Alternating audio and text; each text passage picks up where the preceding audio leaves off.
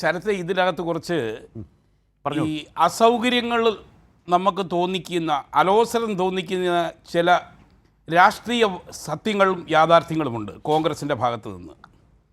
കോൺഗ്രസ് കഴിഞ്ഞ 2020 70 സീറ്റിൽ മത്സരിച്ച് 19 സീറ്റിൽ മാത്രം ജയിച്ചപ്പോൾ കോൺഗ്രസ് ആണ് മഹാഗഠബന്ധൻ എന്ന് പറയുന്ന മഹാസഖ്യത്തിൻ്റെ വീഴ്ചയ്ക്ക് പിറകിലെ ഏറ്റവും വലിയ ശക്തി എന്ന് പറഞ്ഞിട്ടും ഈ തെരഞ്ഞെടുപ്പിലേക്ക് എത്തിയപ്പോൾ കോൺഗ്രസ് കാണിച്ചത് 2020 നടത്തിയ അതേ ഒരു സഖ്യത്തെ പരാജയപ്പെടുത്താൻ എന്തെല്ലാം അടവുകൾ സ്വീകരിക്കണോ അതെല്ലാം കോൺഗ്രസ് സ്വീകരിച്ചിരിക്കുന്നു എന്നുള്ളതാണ്.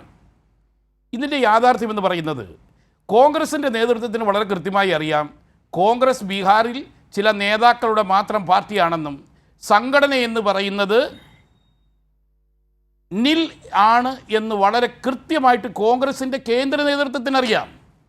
പക്ഷേ കോൺഗ്രസ് ബീഹാറിൽ നടത്തുന്നത് ഒരു കൊമേഴ്സ്യൽ പൊളിറ്റിക്സാണ്. ഇതിന് കച്ചവട രാഷ്ട്രീയമാണ് അവിടെ നടക്കുന്നത്. ഇത് പറയുന്നതിൽ നമ്മൾ അല്പം പോലും മടിക്കേണ്ട കാര്യമില്ല.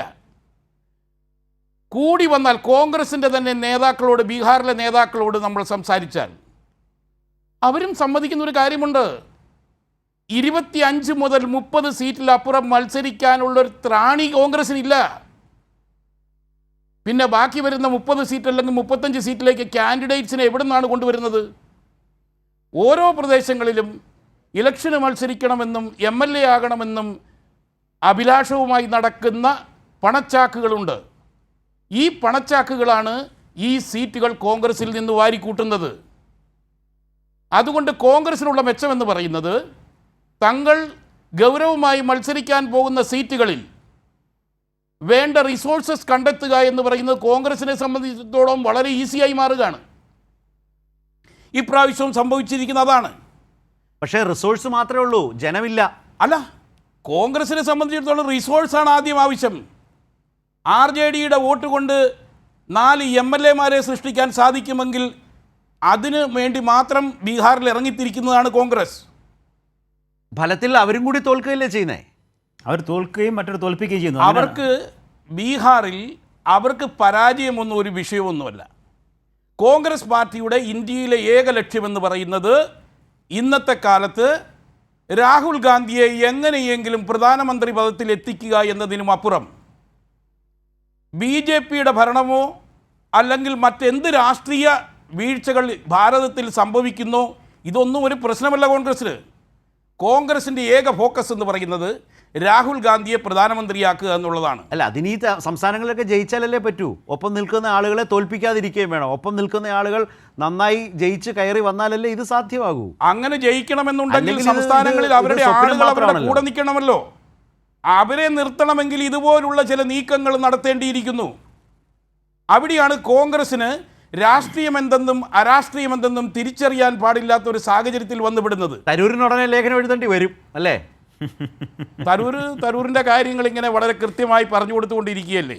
തരൂർ കഴിഞ്ഞ ദിവസം എഴുതിയത് നമ്മൾ മലയാളത്തിൽ അച്ചട്ടായി എന്ന് പറയത്തില്ലേ, കുടുംബവാഴ്ചയുടെ പ്രശ്നങ്ങൾ ഓരോന്ന് അവതരിപ്പിച്ചു. അതിലിപ്പോൾ ബീഹാറും UPയും അല്ലെങ്കിൽ എല്ലാം പറഞ്ഞിട്ടുണ്ടെങ്കിലും അത് എത്തിച്ചേരുന്ന അവസാനം നെഹ്റു കുടുംബത്തിലേക്ക് തന്നെയായിരുന്നു. ആ കുടുംബവാഴ്ചയുടെ പിശകുകൾ ചൂണ്ടിക്കാട്ടിയത് പലപ്പോഴും ഈ സംസ്ഥാനങ്ങളുടെ ജനവിധിയുമായി ബന്ധപ്പെട്ടൊക്കെ പരിശോധിച്ചാൽ നിങ്ങൾ ഈ പറഞ്ഞതൊക്കെ വെച്ച് നോക്കുമ്പോൾ അക്ഷരം പ്രതി ശരിയാവുകയാണ്. ശരത്തെ ഓരോ ദിവസവും മുന്നോട്ട് പോകുന്തോറും കോൺഗ്രസ് എന്ന് പറയുന്നതിനെ പാർട്ടി എന്നല്ല ഒരു കുടുംബം എന്ന് വീണ്ടും വീണ്ടും ആവർത്തിച്ച് പറയേണ്ട സാഹചര്യങ്ങളിലേക്കാണ് കോൺഗ്രസ് നീങ്ങിക്കൊണ്ടിരിക്കുന്നത്.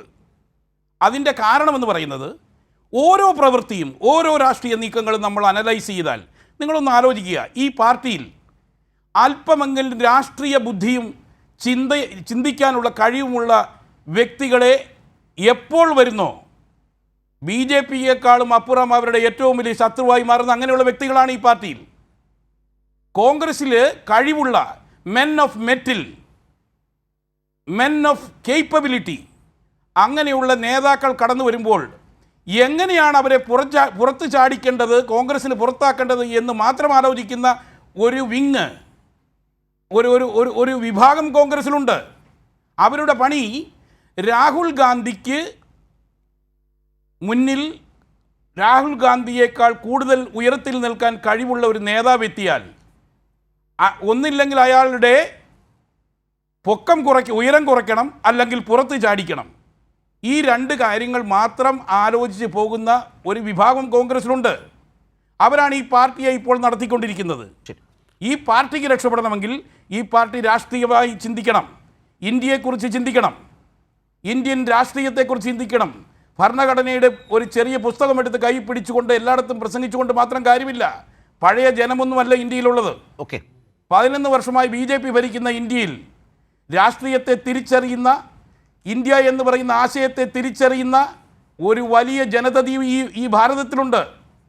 അത് മനസ്സിലാക്കേണ്ടത് ആദ്യം കോൺഗ്രസ് ആണ്. ശരി.